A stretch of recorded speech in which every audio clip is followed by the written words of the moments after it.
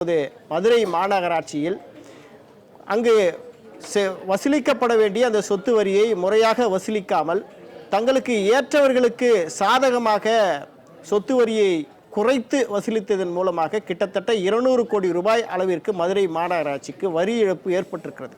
அந்த பணம் மாநகராட்சிக்கு வந்ததா என்றால் அப்படியும் இல்லை.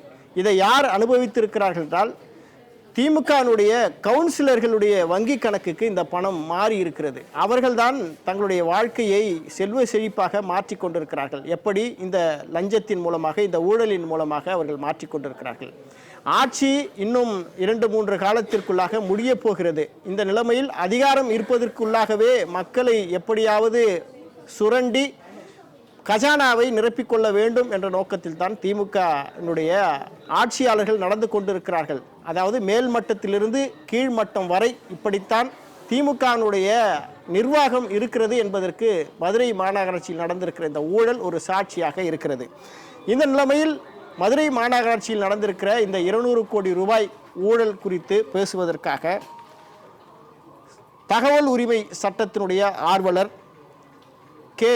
அக்கீம் நம்மிடத்தில் இருக்கிறார். அவரிடத்தில் பல்வேறு கருத்துக்களை பகிர்ந்து கொள்வதற்காக நம்மிடத்தில் இருக்கிறார். அவரிடத்தில் நாம் பல்வேறு கேள்விகளை கேட்கலாம். அக்கீம், மதுரை மாநகராட்சியில் 200 கோடி ரூபாய் அளவிற்கு ஊழல் நடந்திருக்கிறது. மண்டல தலைவர்களும் கவுன்சிலர்களும் இதில் பங்கு போட்டிருக்கிறார்கள் என்ற தகவல் வருகிறது.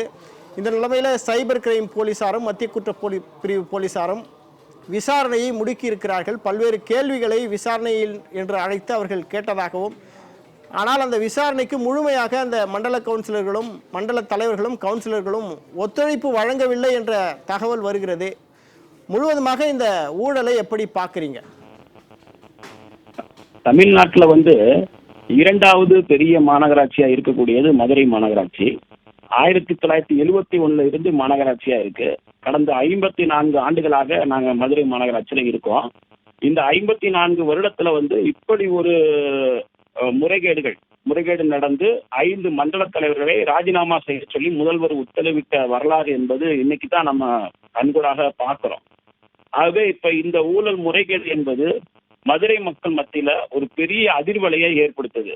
எப்படின்னா, இது ஒரு கடைநிலை ஊழியர்களாக இருக்கக்கூடிய கிளர்க்கு அவங்க என்ன பண்றாங்கன்னா, தனக்கு மேல இருக்கக்கூடிய அரசு ஊழியர்களுடைய மாநகராட்சி ஊழியருடைய லாகின் பாஸ்வேர்டை ஓபன் பண்ணி, இப்ப ஒரு உதாரணத்துக்கு ஒரு வீட்டுக்கு ஒரு சொத்து வரி என்பது ஒரு 50 லட்சம் அப்படின்னு இருக்கு அப்படின்னா, நீங்க ஒரு குறிப்பிட்ட தொகையை கொடுத்துட்டீங்க அப்படின்னா உங்க சொத்து வரியை நாங்க 15,000 ஆக்கிறோம், 20,000 ஆக்கிறோம், 50,000 ஆக்கிறோம் அப்படின்னோடனே இந்த மக்கள் இந்த பணம் குறைஞ்சிருது.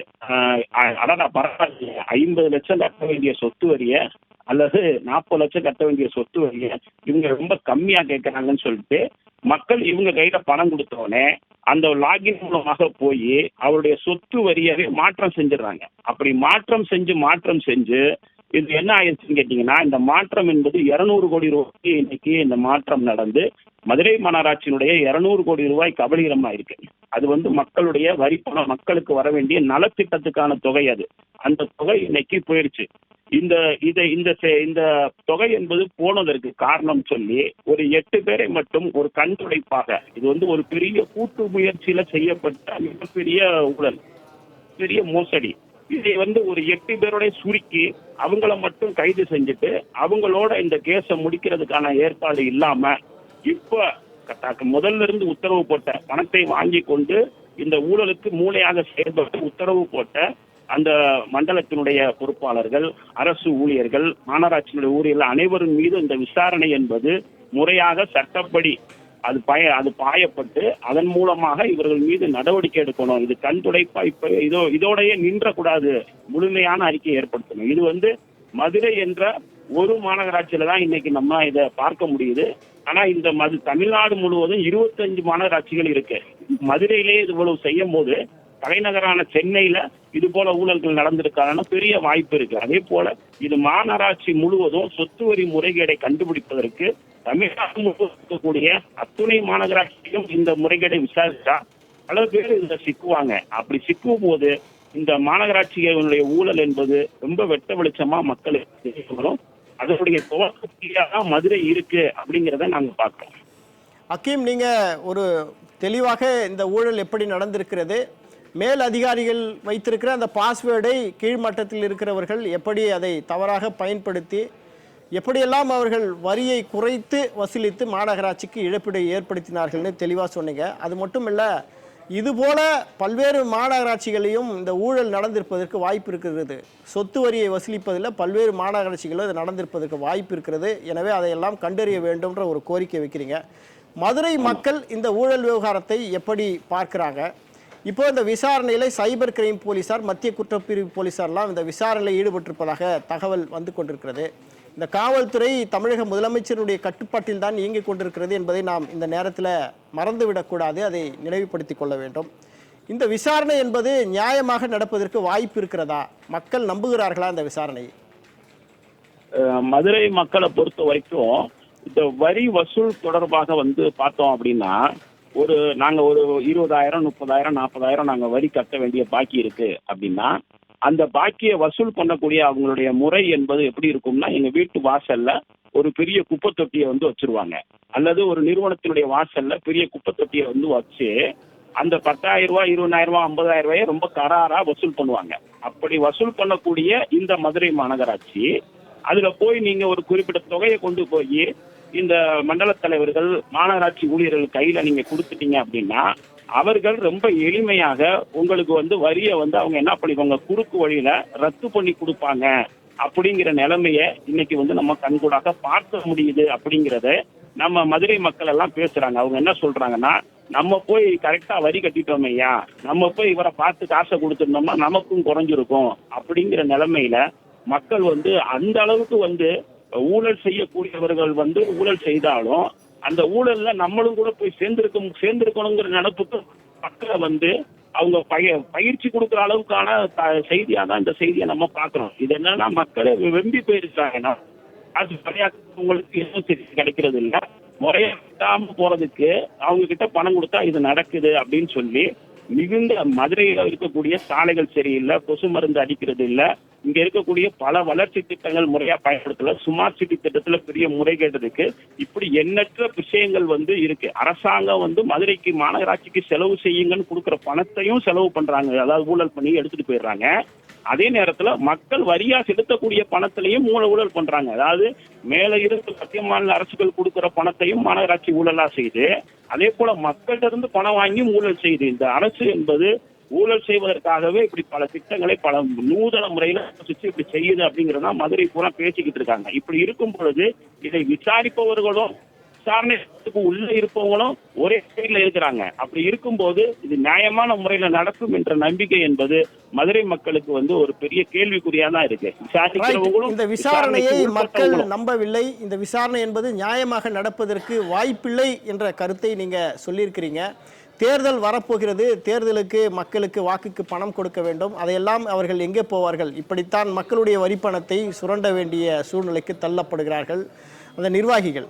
அது மட்டுமில்ல, இப்படி ஒரு ஊழல் நடந்திருக்கிறது என்றால் உடனடியாக அங்கே அமைச்சர் கே நேரு அங்கு போகிறார், அமைச்சர் மதுரை மூர்த்தி அங்கு போகிறார், பிடிஆர் பழனிவேல் தியாகராஜன் போகிறார். இவர்களெல்லாம் சேர்ந்து அந்த இடத்துல பஞ்சாயத்து பேசுகிறார்கள். அந்த மண்டல நிர்வாகிகளை ராஜினாமா செய்ய சொல்கிறார்கள். கவுன்சிலர்களை எல்லாம் அழைத்து இதிலிருந்து எப்படி தப்பிப்பது என்று அவர்கள் ஒரு ஆலோசனை கொடுத்து அவர்கள் சில ஐடியாக்கள் எல்லாம் கொடுத்ததனுடைய அடிப்படையில் தான் இப்போ இந்த மண்டல தலைவர்கள் எல்லாம் ராஜினாமா செய்ய முன் வந்திருக்கிறார்கள். முற்றிலுமாக இந்த வழக்கில் இருந்து அவர்களை தப்பிக்க வைப்பதற்கான ஒரு நாடகம்தான் என்ற ஒரு குற்றச்சாட்டு இருக்கிறது. ஆமா, அது 100% அது உண்மையான குற்றச்சாட்டு தான்.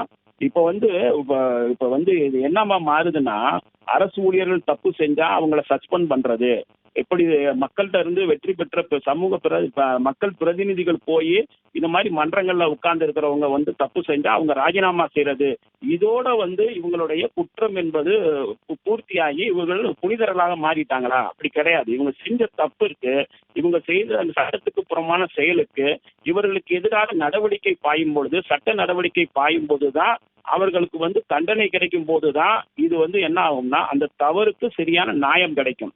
சாதாரண ராஜினாமா என்பதும் சாதாரணமான ஒரு சஸ்பெண்ட் என்பதும் ஒரு சரியான நடைமுறை கிடையாது. இந்த நடைமுறை இப்படித்தான் இருக்கும்னா இப்ப கரண்டா ஒர்க் பண்ணிக்கிட்டு இருக்கக்கூடிய மதுரை மாநகராட்சியின் ஊழியராக இருந்தாலும் சரி, அனைத்து அரசு ஊழியர்களாக இருந்தாலும் சரி, மிஞ்சி மிஞ்சி போனா நமக்கு சஸ்பெண்ட் தான் பண்ணுவாங்க, மிஞ்சி மிஞ்சி போனா நம்மள ராஜினாமா தான் பண்ண சொல்லுவாங்க என்ற துணிச்சலோடு இவர்கள் முறைகேட்டில் அதிக அளவு ஈடுபடுவதற்கு இது ஒரு வாய்ப்பாக தான் இருக்கும். இந்த தண்டனை என்பது இருப்பதிலே ஒரு % கூட இது கிடையாது. இது முழுமையான நடவடிக்கைக்குள்ள கொண்டு வரணும்.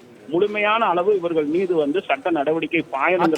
இவ்வளவு பெரிய ஒரு ஊழல் நடந்திருக்கிறது. கிட்டத்தட்ட 200 கோடி ரூபாய் அளவிற்கு இந்த வரியை குறைத்து வசூலித்ததன் மூலமாக இழப்பீடு மாநகராட்சிக்கு ஏற்படுத்தி இருக்கிறார்கள். அவர்களுடைய சொந்த அக்கவுண்ட்டுக்கு பணத்தை அவர்கள் மாற்றியிருக்கிறார்கள் என்ற குற்றச்சாட்டெல்லாம் வருகிறது என்றால், உடனடியாக 3 அமைச்சர்கள் சென்று அந்த இடத்தில் ஆலோசனை செய்து பஞ்சாயத்து செய்கிறார்கள் என்றால், இதெல்லாம் உயர் மட்டத்தில் இருக்கிற இது போன்ற அமைச்சர்கள் அல்லது உயர் மட்டத்தில் இருக்கிற திமுகவினுடைய குடும்பத்திற்கெல்லாம் தெரியாமலா இது போன்ற ஊழல்களை எல்லாம் திமுகவினுடைய அடிமட்டத்தில் இருக்கிற நிர்வாகிகள் செய்கிறார்கள்? கண்டிப்பா இது எல்லாம் தெரிஞ்சுதான் இவங்க இதை செய்வாங்க. இது என்னன்னா, எனக்கு தெரிஞ்சது ஒரு கூட்டு முயற்சி தான் இருக்கும். இவங்க தன்னெழுச்சியானா செய்ய முடியாது. இவங்க மேல சொல்லிட்டு இவங்க செஞ்சுட்டு இதை இருந்து கூட இவங்களுக்குள்ள ஷேர் பண்ணிக்கிறது கூட வாய்ப்பு இருக்கு. ஏன்னா அப்படித்தான் இதை பார்க்க முடியுது. என்னன்னா, இது யாரும் தன்னிச்சையா போய் செஞ்சிட முடியாது, ஒரு கூட்டா தான் இதை செய்ய முடியுங்கிறது தான் இந்த மாதிரியான ஊழல்கள்ல நம்ம எல்லா காலத்திலையும் நம்ம கண்டுபிடிக்க முடியுது. தனி மனிதன் போய் தனியான ஒரு பதவியில் இருப்பவர் மட்டும் நேரடியாக ஈடுபட முடியாது. அங்க மேல் மட்டத்துல இருப்பவர்ல இருந்து கடைசி கீழ் மட்டத்துல இருப்பவர் வரைக்கும் இணைஞ்சுதான் இந்த மாதிரி பண்ண முடியும். நிச்சயமாக அவருடைய நாலேஜ் இல்லாம இது எதுவும் நடந்திருக்காதுங்கிறது தான் என் கருத்து. நிச்சயமாக நேரலையில் மதுரை மாநகராட்சியில் நடந்திருக்கிற இந்த ஊழல் விவகாரம் குறித்தும், இது போன்ற ஊழல்கள் எல்லாம் அதிகார வர்க்கத்திற்கும் மேல்மட்டத்தில் இருக்கிற முக்கிய குடும்பத்திற்கும் தெரியாமல், முக்கிய அமைச்சர்களுடைய பார்வைக்கு செல்லாமல், அவர்களுடைய கடைக்கண் பார்வையினுடைய ஒப்புதல் இல்லாமல் இது போன்ற ஊழல்கள்லாம் நடப்பதற்கு வாய்ப்பில்லை.